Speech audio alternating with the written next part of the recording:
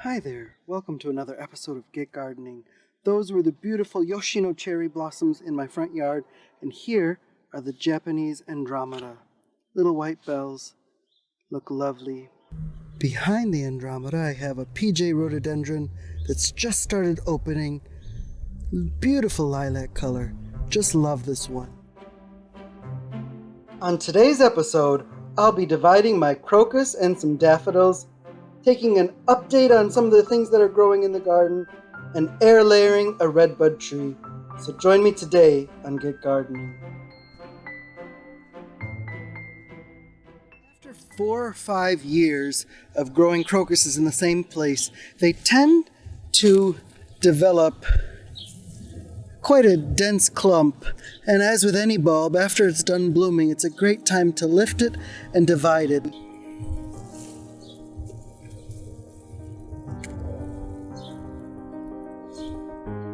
And what you do after you have it dug up, you just go ahead and tease them apart. They kind of are stuck together, so what I like to do instead of dividing it into individual bulbs is to divide it into little clumps. So I take a handful like this, and this is what I'm going to plant. Again, just try and break apart a clump of them. And here I got 3 nice clumps to plant.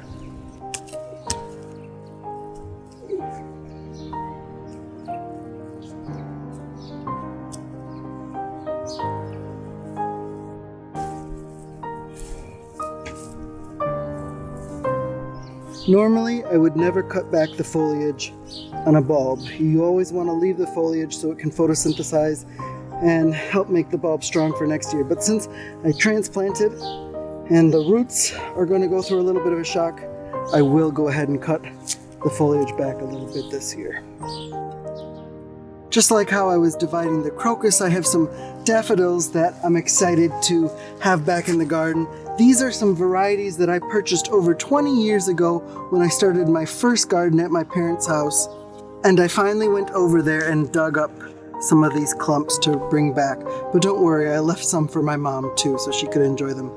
I have no idea what the names of these are, but they're wonderful, beautiful varieties. So what I'm going to do is go ahead and divide these similar to how I did the crocus. With some of these daffodils, though, they're big enough to where I can actually divide them into individual bulbs by pulling out one bulb and planting this straight away. Well, I'm not giving a tour of the garden this week. I thought I just would give an update, show you some of the blossom in the walkway garden. It's starting to warm up a bit, although there's never enough flowers for me. I'd like even more.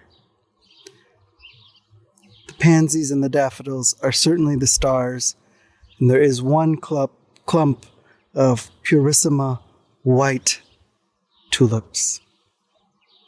Here's an update on some of the Russell lupins that I grew from seed last year. Here's 2 clumps of them. I showed you these, I think, in the first or second episode of this year. These 2 are looking really great and healthy, so I can't wait to see what these look like, because I've never seen these varieties bloom before. I also wanted to give you an update on my birch tree. The leaves have fully emerged, and it's looking so verdant and green. Lush, it's like I've never seen green like this before. Just love having the leaves back on the trees. So I have an Appalachian Red Redbud tree. It's just a spectacular tree, a vivid hot pink. And last year I bought a second tree to put on the other corner of the house to match the first one.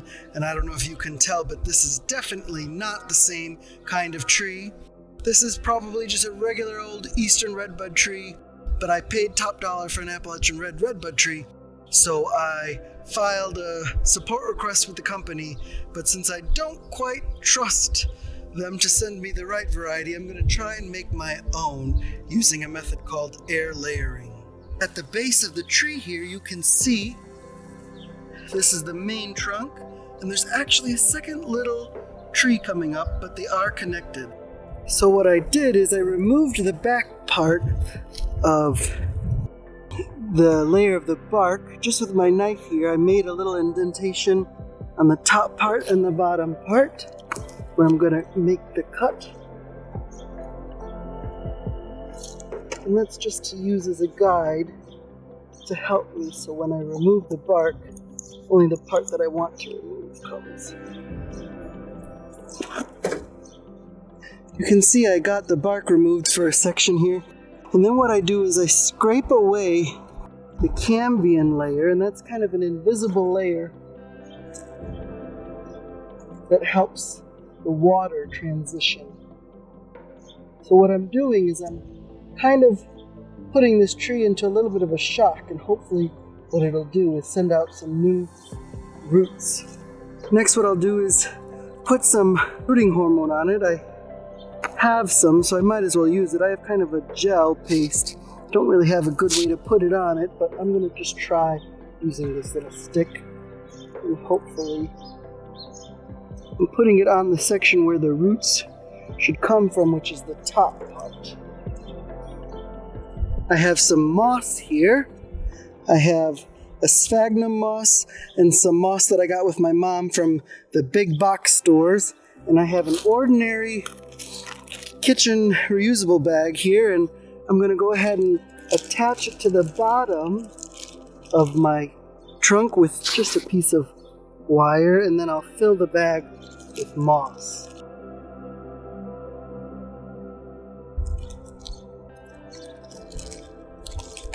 Now I've got a place to put the moss. Go ahead and start packing it in this bag. The moss is a very nice medium for roots to grow out in. I've got it wet, but not soaking wet. It's damp.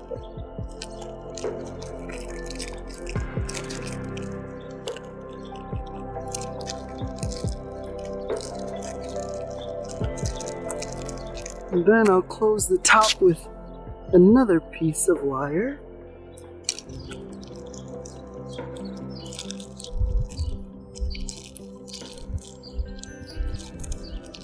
I have a couple of these little projects going on. I've got a couple at my mom's house and some of her beautiful crabapple trees that I really would like to have a piece of them here.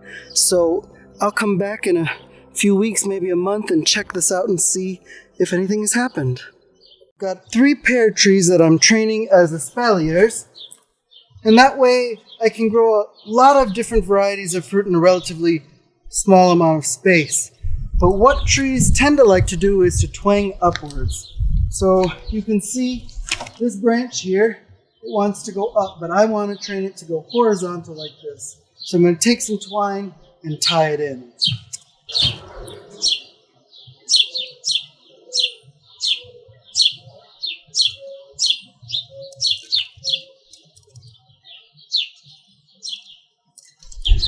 So what I did is I tied in this branch to make a nice horizontal, but I left the end of it up because branches tend to have a lot of upward vertical growth. So by leaving it, it can grow and extend this way, and then as it gets a little bit longer, I can tie this part down.